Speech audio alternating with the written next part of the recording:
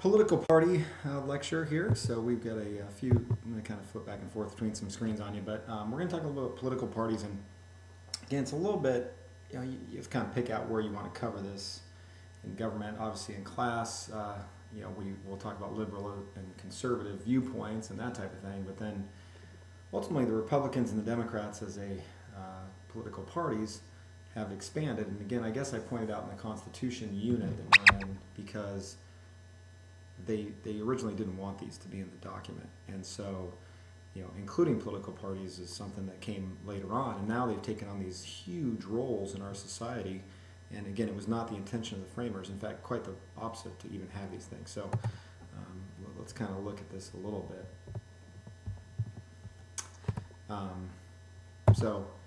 Anyways, kind of thinking about the way the parties work. We have basically two main parties that are out there, the Democrats and the Republicans. I think one thing that's a little bit confusing in history is that the parties, change names, right? There's the Republican Democrats, the Democratic Republicans, the WIT, and all that thing. So, but in their current form, basically Andrew Jackson, I suppose, is the president that kind of gets recognized with the Democratic Party. And so that's where that comes from. And then, obviously Abraham Lincoln, I guess, is the Republican candidate that comes to mind. And it's interesting because the viewpoints of those two presidents are very different than the parties that they represent, at least in their current viewpoints. But anyway, it's just kind of a little irony to that, I suppose. Now the Democrats have the clear majority of registered voters in our country. Again, here they have control of current Congress, so they have control of the Senate. The Republicans have the control of the House of Representatives. So, again, just a little bit of a adjustment there. But the Democrats do have the most majority, the most registered voters. The Republicans, however, have a higher voter turnout, and so that allows the two to be competitive.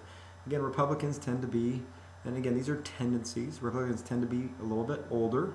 They tend to be white. They tend to be a little bit more well off on the socioeconomic standpoint, and so those people tend to vote.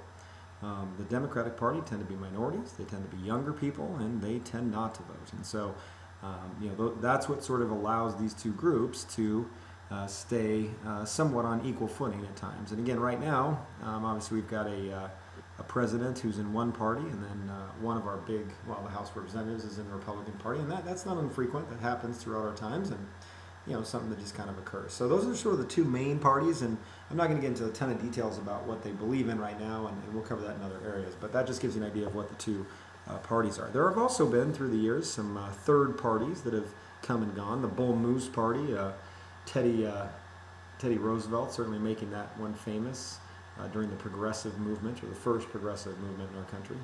We had the Reform Party. That's Ross Perot, if you guys know who that is. Ross Perot ran in the election with George H.W. Bush and Bill Clinton, and ultimately pulls some votes from George H.W. Bush and allows Clinton to maintain that presidency. And, it was an interesting thing. He kind of ran on his own money. He's a very wealthy gentleman from Texas, and he used his own money to run for president. He did not spend any campaign dollars outside of his own income.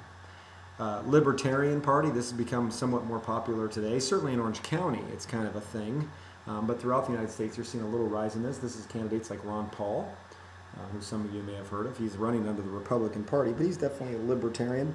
Libertarians believe that people should stay out of the government should stay out of people's way. They should have no role with our government.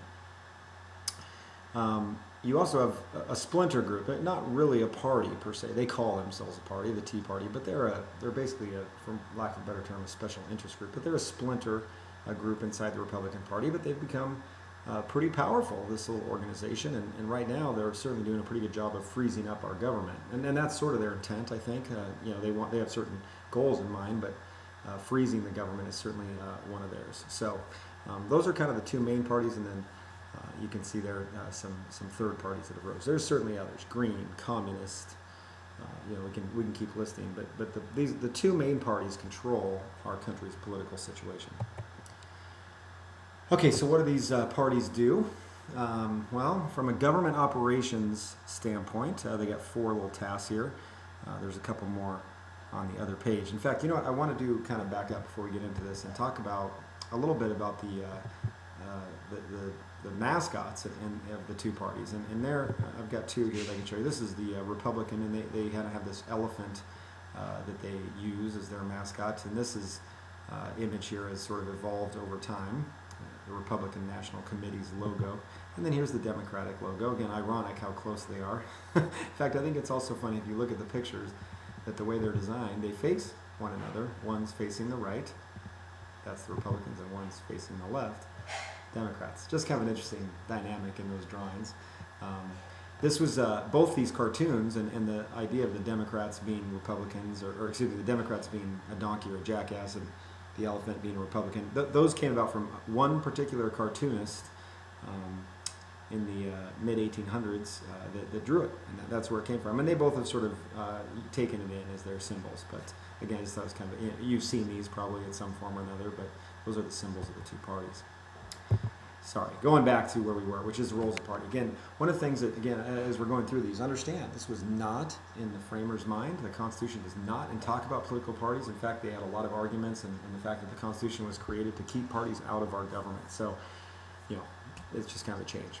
But one of the things they do is that they do operate the government at the congressional level. And right now in the House of Representatives, I told you, the Republicans have control. And so they control every single committee position. They have the chairperson of every committee in Congress. They control the agenda, the calendar. All those things are handled by the Republican Party. A huge advantage. You know, they get to control the debate. And so that's a big deal. That's why the parties care so much about which one is in control. Second, the parties become a bridge between the executive and legislative branches. Now, sometimes this is cordial, especially if the parties are of the same, and you know, but right now it's a little, you know, shaky, and so this connection becomes a lot more difficult to work in. But it does exist, and there are members of the White House staff, the executive staff, that his job is to persuade Congress to believe in their things, just like there's people on the legislative side that have to try and get the president to sign laws. So it works both ways. They're the watchdog of one another. And again, this is probably maybe one of their more important roles, is that the parties tend to keep tabs on what the other one's doing. If someone does something that's not okay, is inappropriate, is outside the law, is outside their power in the position they hold, then you know, they hold each other accountable to that. And so having kind of a watchdog role becomes important. And then another role here is that they do educate the public, and they take on this responsibility of making sure that we know as citizens what they believe in, and why we should choose to believe what they believe is the correct path for our country. And again, we see this a lot. It plays out in the media, plays out in commercials and speeches they give, all those things. And part of that is to keep us educated.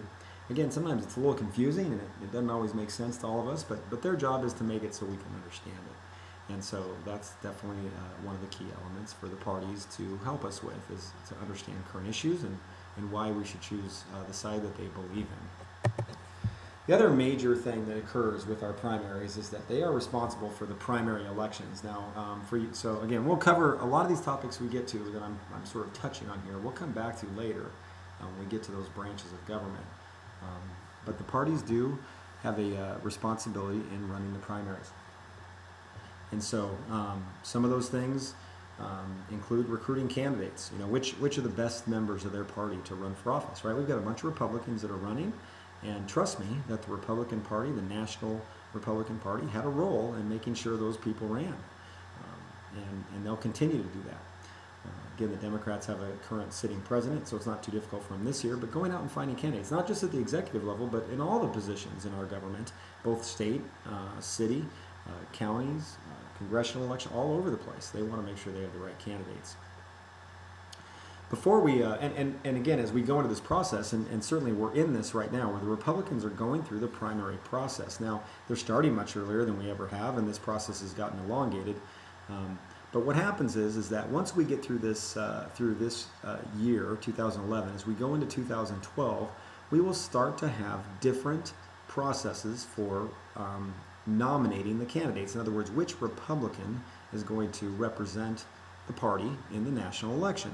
And again, this happens at other branches, but really it focuses on the executive or the president. And we're seeing it again now with all the candidates. But what happens is is that, and where I really want to make sure I emphasize is that the president or the primaries themselves are run by the parties. They set the rules. So the Republicans run the Republican primaries. The Democrats run the Democratic primaries. There's no government intervention at all, aside from helping vote. But the way they count the votes, who can vote, all those things are dictated by the parties themselves. So there's basically three ways that we can do this. Two of them you've probably heard of. There's a couple states that still do what are called nominating conventions. Basically, they take party members from throughout their state, they gather them in one location, and they nominate a candidate. So again, the idea being that those party representatives could choose the best candidate for the job. You also get what are called caucuses, and I think one of the ways that I think an easy way for us to kind of understand what a caucus is as opposed to a primary election, and the ones we hear about, by the way, with caucuses are Iowa. That's the one state that we always hear about, the Iowa caucus. And caucuses are basically meetings of citizens who are going to determine in that meeting place who they think should be the candidate. Now, these can take many forms. In some cities, you got a lot of small towns in Iowa. In some of those cities, you literally walk into a restaurant, cafe, the town cafe or the restaurant in town. You walk in, and on the counter is jars, and the jars have the different names of the presidential nominees. And you would literally drop a bean or some kind of item into that jar to dictate who you believe should win. And it's an Iowa caucus. It's one of them. So in that case, it's a bunch of people, again, party members meeting in different locations throughout the state of Iowa and voting for who they think should be the best candidate. The most commonly used, I guess a better way to say that, primary is a natural primary election. And one of the things that goes on here is that we have two forms. And one of them is called an open primary, the other is called a closed. And the difference between those two is that an open primary means that a Democrat could vote in the Republican primary and a Republican could vote in the Democratic primary. Now, again, this is up to the parties. They are the ones that decide if they want to have the people cross vote. In California, one year we had an open primary on the Republican side. So as a Democrat, you could vote in a Republican primary, and what happened? Well, the Republicans threw all the votes out from the Democrats. Whatever. I mean, it's just kind of a goofy thing. Most states have what are called closed primaries. So whatever party you have decided to register as when you went in to register to vote, you're going to get a ticket that shows all the candidates in your party. Again, that could be Libertarian, Communist, Green, Republican, it doesn't matter. They'll give you a ballot that shows those candidates. Independent voters sometimes are kind of frozen out on this one because the parties tend to not count independent voters. So again, it's kind of a weird thing, but that's sort of what happens. Again, as we're going through this process, understand that these primary elections are sort of false. I mean, we're trying to, they want to hear what the people have to say, but the parties themselves are going to ultimately choose the candidates. And also, one of the things that always comes up is that primaries are a lot like beauty pageants. And what are we meaning by that? Well, how many of the candidates, I don't know if any of these Republican candidates can win the presidency right now. Like, I don't know if Rick Perry could give some speech tomorrow, and he's one of the Republican candidates. I don't know if he could give a speech tomorrow that would allow him to win the election. However, he could lose it. And so that's really where it comes down to here, is that the fact that these people we need to see what's wrong with them. What does Rick Perry look like in a bathing suit? What does Michelle Bachmann look like in a bathing suit? And that's what we need to find out. And so that's really what these primaries are about. And then finally, it finishes off with our national convention. And you guys have probably seen these before. And I'm going to, again, just go to another image that I have, a picture. I'm just going to go into Google Images to this. But this kind of gives you an idea of what this looks like at a national convention picture. Again, this is actually the John Kerry and John Edwards year that they had received the nomination for the Democratic Party in 2004. And again, here they are running for office, and you can just see the celebratory element of this. Pretty cool, fun event. But the reality of it is that these national conventions are designed to establish some excitement. And so, they'll go through and do different jobs. Obviously, the biggest is choosing who's going to run for president. They're going to choose delegates. They're going to decide on the party platform, or basically it's a statement of what the parties believe in. And so there's some of those things going on. There's some really important speeches that might take place. Some of the maybe up and coming stars of the political parties may give speeches. This is where Barack Obama came to light in the Democratic Party, as he gave a very awe-inspiring speech at a national convention, and that kind of pushed him up through the party system. So that was there. But I've had several friends that have gone to both party conventions, the national conventions, and really what they talk about is how much people are really enjoying themselves. It becomes a big social event. The parties are really trying to gain some footing against the other party and just try and find a way to really just generate excitement about their candidates. And so it turns into a big, big social event.